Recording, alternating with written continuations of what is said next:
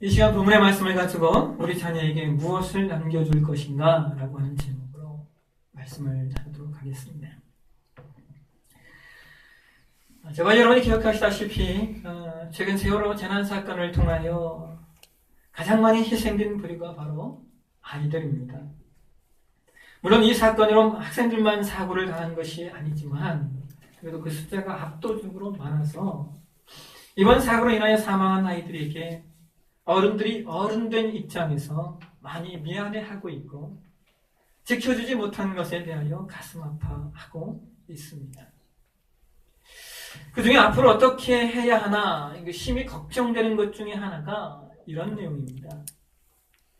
그것은 아이들이 어른들의 말을 잘 듣지 않았다면 오히려 살아남을 수도 있었다라고 하는 거예요. 배가 넘어가는 상황 가운데 아이들을 배 안에서 움직이지 못하게 했던 그 어른들의 말도 안 되는 지시를 학생들이 너무 순진하게 말을 잘 들어서 뱃속에서 나올 수 없었다는 겁니다. 그래서 사람들이 말합니다. 앞으로 도대체 아이들을 어떻게 교육시켜야 할지 모르겠다고 말합니다. 아이들에게 선생님 말씀 잘 듣고 어른들 말을 잘 들어야 한다고 교육시켰더니 아이들이 물속에 수장이 되는 겁니다. 그러니 이제부터 아이들에게 선생님 말을 듣지 않고 어른들 말을 듣지 않아야 한다고 가르쳐야 하는 것이 아닌가?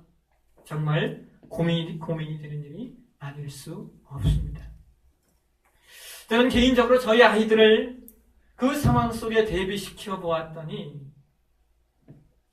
만약 그 안에 제 아이들이 있었다라고 하면 제 아이들도 절대로 살아나오지 못했겠다라는 생각이 들었습니다. 사랑하시는 여러분, 오늘은 어린이 주일, 어린이를 축복하는 주일이에요. 그런데 문제는 지금 우리들이 어린이를 축복하는 존재, 어린이들을 축복할 만한 존재로 우리가 세워져 있는가가 우리의 문제입니다. 여러분, 이날에 우리가 어른된 사람들로 아이들을 어떻게 양육하고 아이들을 어떻게 돕고 아이들을 어떻게 세워갈 것인가를 논하기 이전에 우리가 먼저 해야 될 일이 있다면 그것은 아이들에게 용서를 구하는 일이 아닌가 생각이 듭니다. 우리 어른들이 무심코 아이들에게 자주 하는 말 중에 하나가 이런 게 있죠. 요즘 애들은 뭐가 없어. 요즘 애들은 싸가지가 없어. 이 말을 우리 어른들이 너무나 쉽게 하는 말이죠. 그런데 여러분, 바로 그 요즘 애들이 바로 저와 여러분의 자녀입니다. 그리고 그 아이들을 그렇게 양육하는 것도 저와 여러분 아닐까요? 우리가 지적하는 아이들의 그 모습을 그렇게 만든 것이 우리 사회입니다.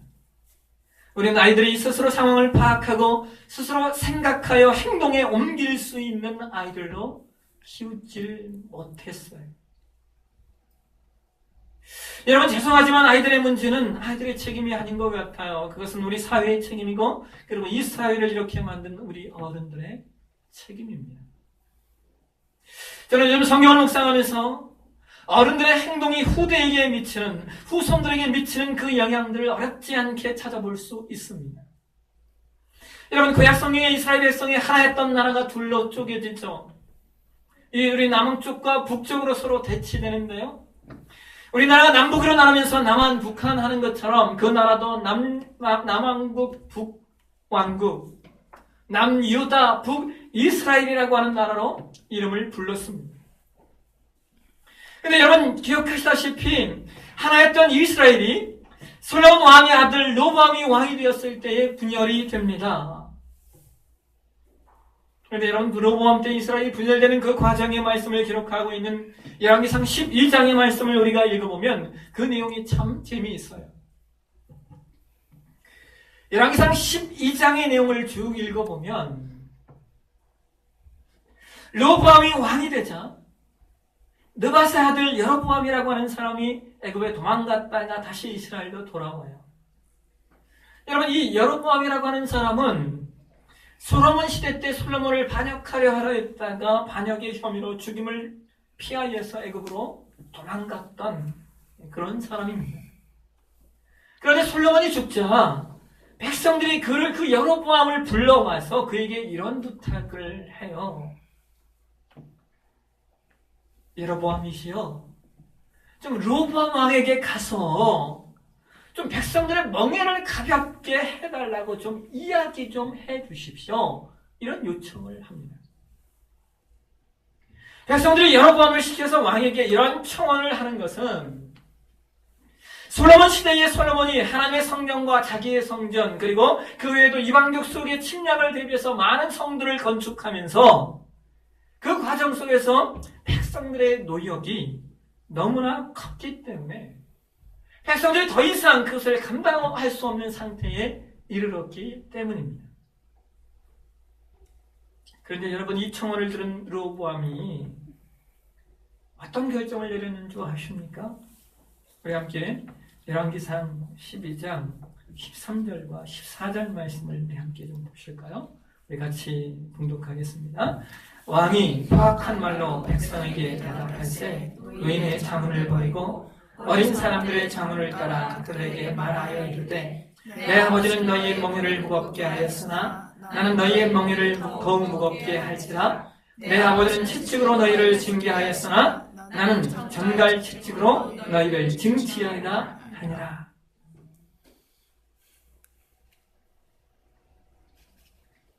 르호보암은 솔로몬과 함께 나라를 다스렸던 노인들, 즉 원로들의 자문을 버립니다.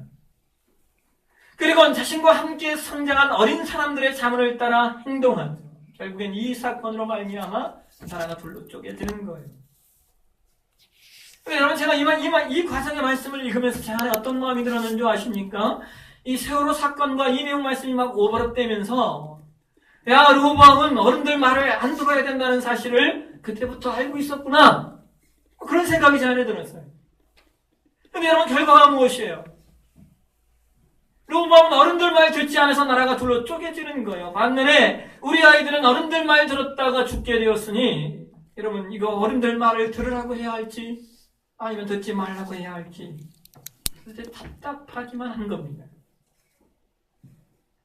그런데 여러분, 더 안타까운 것이 뭔지 아십니까?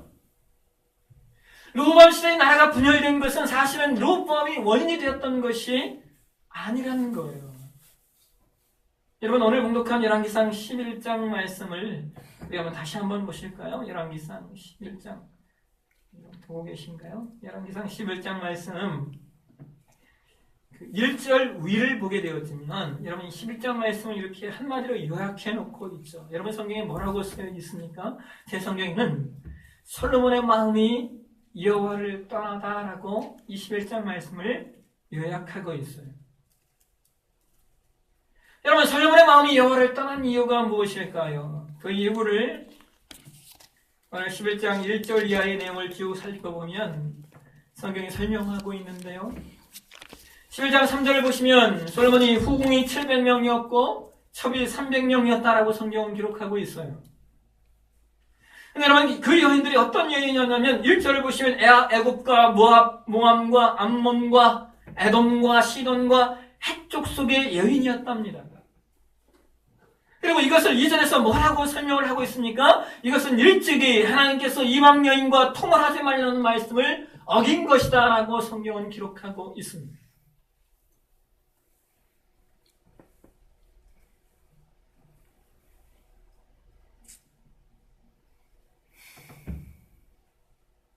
하나님의 말씀을 어긴 솔로몬의 인생을 11장 4절 이하의 말씀이 기록하고 있는 것처럼 그의 인생은 우상과 이방신을 섬기며 제사하는 데 몰두합니다.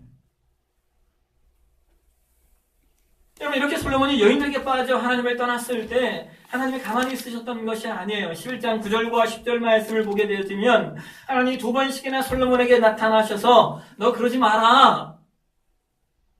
너 당신 따라서는 안 돼. 안 돼! 명령하시고 설득하셨어요. 그런데 솔로몬은 하나님께서 그에게 나타나 주셨던 그 명령들을 지키지 않고 하나님을 무시합니다. 그래서 여러분, 그 하나님의 명령과 하나님의 설득을 거부한 솔로몬, 그에게 내려진 하나님의 징계가 오늘 저와 여러분이 봉독한 11장 11절에서 13절까지의 말씀이에요. 여호와께서 솔로몬에게 말씀하시되 내게 이러한 일이 있었고 또 내가 내 언약과 내가 내게 대한 내게 명령한 법들을 지키지 아니하였으니 내가 반드시 이 나라를 내게서 빼앗아 네 신하에게 주리라.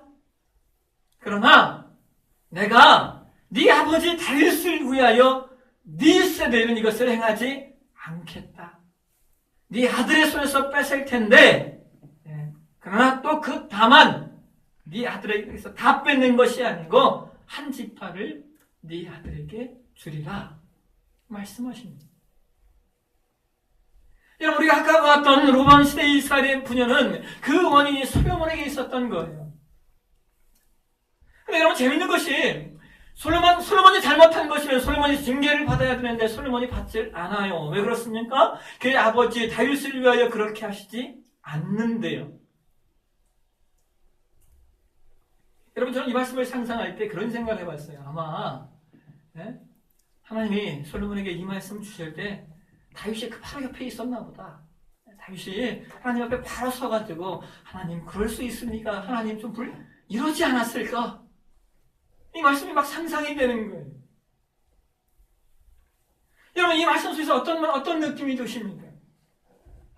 저는 이 말씀을 묵상하면서 마음속에 이런 마음이 들었어요. 여러분, 어쩌면 우리 할아버지, 우리 할머니 세대의 신앙 때문에 오늘 우리가 그래도 이만큼 사는 것은 아닌가 말입니다. 솔로몬이 자신이 지었던 죄의 징계를 자신이 받지 않는 이유, 그것은 아버지 때문이고, 반면에 르호보암은 그의 아버지의 죄의 대가를 거둡니다. 여러분, 그렇다면 여러분과 저는 과연 여러분과 저의 자녀 세대에 무엇을 거두게 하실 수 있을까요? 우리 할아버지 할머니 세대, 그들이 하나님 앞에 대한 헌신과 그들의 신앙의 눈물이 이 땅에 이만큼, 그 눈물로 인해 이 땅에 이만큼 살게 되었다면, 그러면 저와 여러분의 세대는 과연 이 땅 가운데 우리의 후손을 위하여 무엇을 뿌리며 살고 있느냐는 말입니다. 우리는 이것을 돌아보지 않을 수가 없어요. 여러분, 이 나라가 얼마나 불안한 나라인지 아십니까? 지금 제가 이 불안하다라고 드리는 말씀은 우리 주변에 종종 일어나는 그런 안전사고에 대한 것을 이야기하는 게 아니에요. 여러분, 무서운 이야기지만 우리나라는 세계에서 가장 불안한 나라 아닙니까?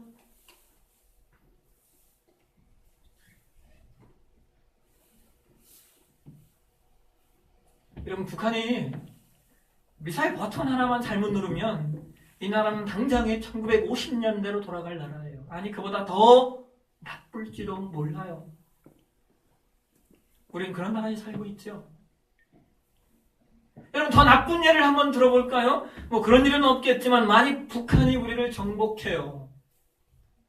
북한이 우리를 지배하면 이 땅에서 예수 믿는 저와 여러분의 삶이 어떻게 될까요? 북한만이 인조하십니까?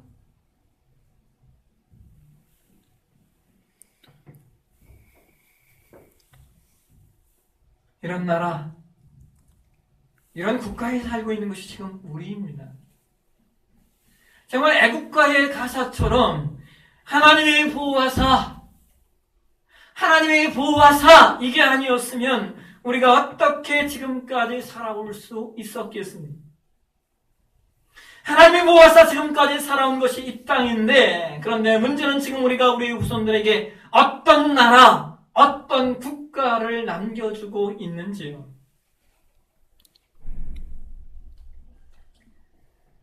여러분, 갈라진 이스라엘의 북왕국이 먼저 핫소리 망하죠.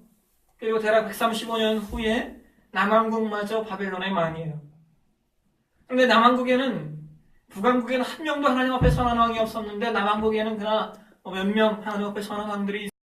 여러분 요시야 왕이 어떤 개혁을 했던 인물인 줄 아십니까? 열왕기하 22장과 역대상 34장 이하의 말씀을 보시면 요시야가 얼마나 철저한 개혁을 했던지, 여러분 요시야가 당시 전 왕들이 만들어 놓았던, 그리고 그 백성들이 만들어 놓았던 모든 우상과 상단들을 완전히 제거하는데요. 여러분 성경에 뭐라고 기록하고 있는 줄 아십니까? 그가 그것들을 빻아 가루로 만들었다라고 성경이 말합니다.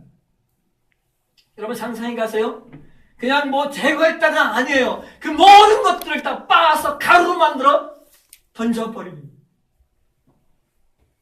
그 우상 숭배가 얼마나 하나님 앞에 죄악이었는지 그것을 상징적으로 보여주는 내용이에요.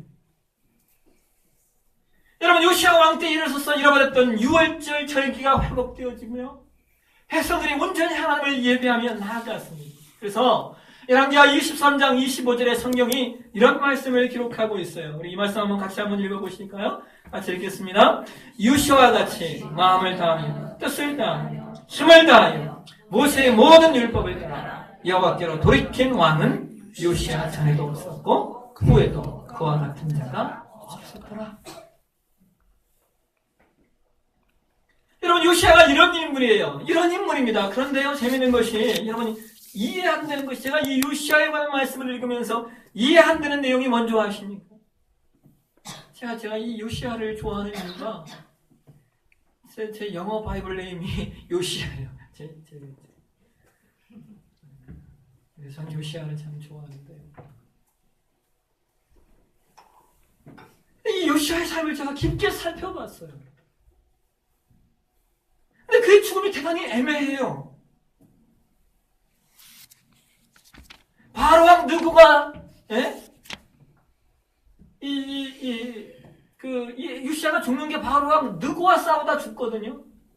근데 바로왕 느고가 사신을 보내서 요시야야, 나 너하고 싸우고 싶지 않아. 나 너하고 싸우고 싶지 않다니까. 네 신이 내게 말했어. 너 싸우지 말라고. 나 너하고 싸우고 싶지 않아. 라고 얘기했음에도 불구하고 요시야가 변장까지 하고 가서 싸우다가 활 맞아 죽어요.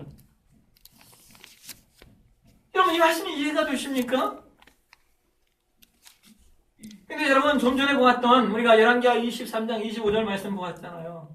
예? 요시야처럼 여호와께로 돌이키는 왕은 이전에도 없었고 그 이후에도 없었다 말한 다음에 26절에 성경이 이런 말씀을 하고 있어요. 우리 26절 다시 한번 같이 보실까요? 같이 읽겠습니다. 그러나 여호와께서 유다를 향하여 내리신 그 크게 타오르는 진노를 돌이키지 아니하셨으니 이는 므낫세가 여호와를 경노하게 한 그 모든 경노 때문이라. 여러분 참 재밌는 것이요. 이 말씀, 이 열왕기하 23장 26절의 말씀이 여호와의 요시야의 아들이 왕이 되는 여호야김이라고 하는 그 아들이 왕이 되었을 때 여호야김이 왕이 돼서 그가 죽을 때도 똑같은 말씀을 하고 계세요. 열왕기하 24장 3절과 4절을 보면 이 일이 유다의 임함은 곧 여호와의 말씀대로 그들을 자기 앞에서 물리치고자 하심이니 이는 므낫세의 지은 모든 죄 때문이요. 또 그가 무지한 자의 죄를 피를 흘려 그의 피가 예루살렘에게 가득하게 하였음이라. 여호와께서 사시기를 즐겨하지 아니하신다. 이게 여러분 여호야김이 죽을 때 또 주신 말씀이에요. 여러분 이 말씀을 이해하시겠어요? 므낫세는 요시야 왕의 할아버지예요. 근데 므낫세가 어떤 사람인지 여러분 아십니까? 열왕기하 21장 16절 말씀을 보면 성경이 이런 말씀을 기록하고 있어요. 므낫세가 유다에게 범죄하게 하여 여호와께서 보시기에 악을 행한 것 외에도 또 무지한 자의 피를 심히 많이 흘려 예루살렘 이 끝에서 저 끝까지 가득하게 하였더라. 이게 므낫세의 죄예요. 하나님 앞에 우상을 섬긴 것뿐만 아니라 무지한 자의 피를 예루살렘 가득하게 만들었던 왕이 므낫세예요. 그래서 하나님이 이 므낫세의 모습을 보시고요. 이런 말씀을 하셔요. 열왕기하 21장 11절, 12절, 14절 말씀을 보게 되어지면 유다 왕 므낫세가 이 가증한 일과 악을 행함이 그 전에 있었던 아모리 사람들의 행위보다 더욱 심하였고 또 그들의 우상으로 유다를 범죄하게 하였도다. 그러므로 이스라엘의 하나님 여호와가 말하니 내가 이제 예루살렘과 유다의 재앙을 내리느니 듣는 자마다 두 귀가 울리리라. 내가 나의 기업에서 남는 자들을 버려 그들의 원수의 손에 넘긴 즉 그들이 모든 원수에게 노락거리와 겁탈거리가 되리라. 여러분 이 말씀을 이해하시겠습니까? 므낫세가 범한 죄의 결과가 요시야 왕의 생명뿐만 아니라 남유다의 멸망으로 이어지게 되었다라고 하는 것이에요. 사랑하시는 여러분, 다시 한번 묻겠습니다. 오늘 저와 여러분이 우리 후손들에게 어떤 존재가 되셔야만 할까요? 우리 교회 5대 비전 가운데 하나가 다음 세대를 위한 교육이라고 하는 비전을 가지고 있는데 우리는 다음 세대를 위해 무엇을 해야 한단 말입니까? 여러분 우리가 우리의 자녀들에게 선한 것, 아름다운 것을 넘겨줄 수 있기 위하여 우리가 해야 할 일은 지금 우리가 이 시간 속에서 우리 자신을 하나님 앞에 온전히 세워야 된다는 거예요. 우리 자신을 하나님 앞에 신자의 신자됨으로 살아내야 되는 거예요. 하나님 보시기에 선하였다라고 하는 신앙의 내용을 우리가 남기셔야 된다는 말입니다.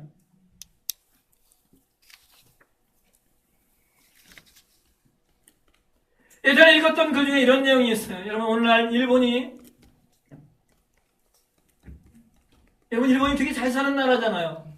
사람들이 말하는 거예요. 일본은 하나님을 믿지도 않는데 왜 이렇게 잘 살아요? 보통 교회에서 그런 얘기 하지 않습니까? 하나님을 믿는 나라들이 잘 살아. 뭐 그런 얘기 하잖아요. 그럼 일본은 왜 하나님을 믿지도 않는데 그렇게 잘 살아? 묻잖아요.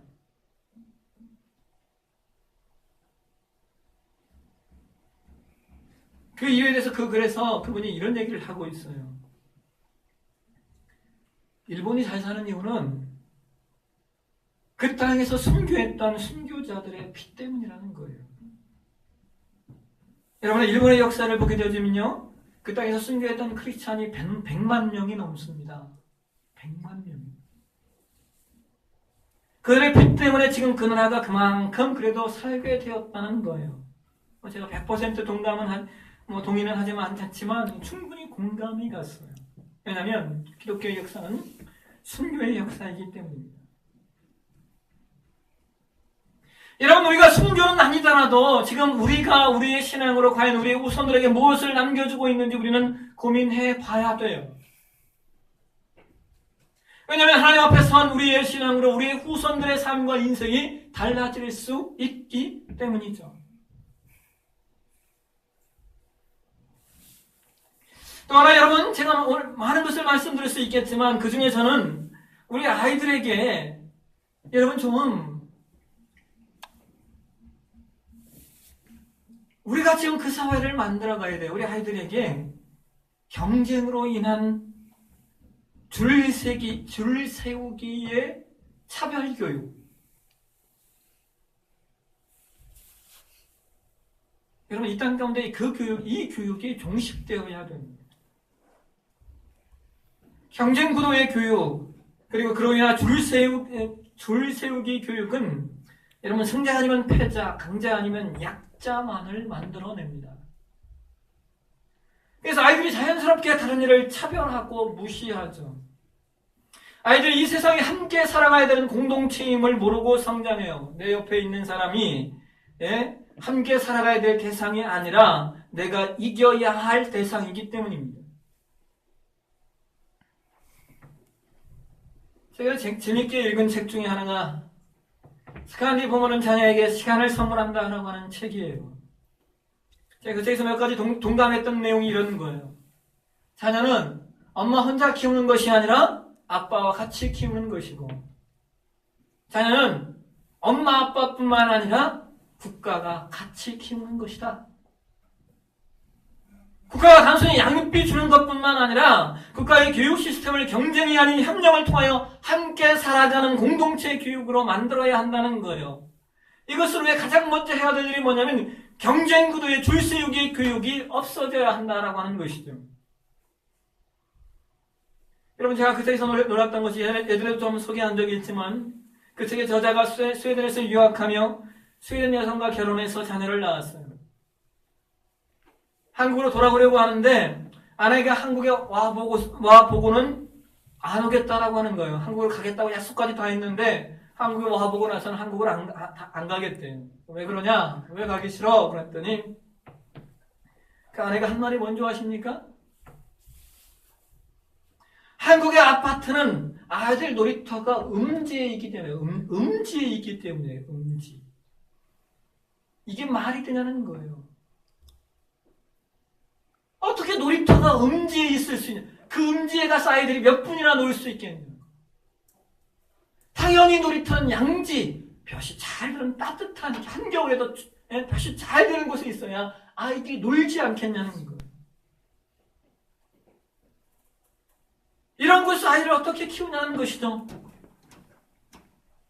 여러분, 제가 아주 재밌었던 것이 뭐냐면, 여러분, 우리는 종종 그런 얘기 하잖아요. 야, 엄마가 좋아, 아빠가 좋아. 저도 우리 애들에게, 저희야, 아빠가 좋냐, 엄마가 좋냐? 에스파야, 아빠가 좋냐, 엄마가 좋냐? 종종 저도 이 질문을 했는데, 여러분, 스웨덴에서는요, 이런 질문을 하지 않는 것이 불문율이래요. 왠지 아십니까? 그것은 선호도와 서열을 매기는 차별이기 때문입니다. 차별. 선호도와 서열을 그것으로만 매긴다라고 하는 거예요. 차별이라는 거예요. 여러분, 지금의 커가는 아이들이 얼마나 불쌍한지요. 물론 옛날보다 비교할 수 없는 풍족함이 시대예요. 그러나 여러분, 지금처럼 아이들이 학교에만 갇혀서 정말 배우지 않아도 되는 내용들을 점수를 내고 서열을 만들기 위해서, 왜? 반드시 1등, 2등을 만들어야 되니까. 그뿐만인가요? 우리 아이들이 해야 되는 게 얼마나 많아요. 해야 되는 게 너무나 많아요. 공부뿐만이 아니에요. 줄넘기도 배워야 돼요. 선생님 시켜서. 왜? 점수에 들어가니까. 이 한국의 부모들이 참 정신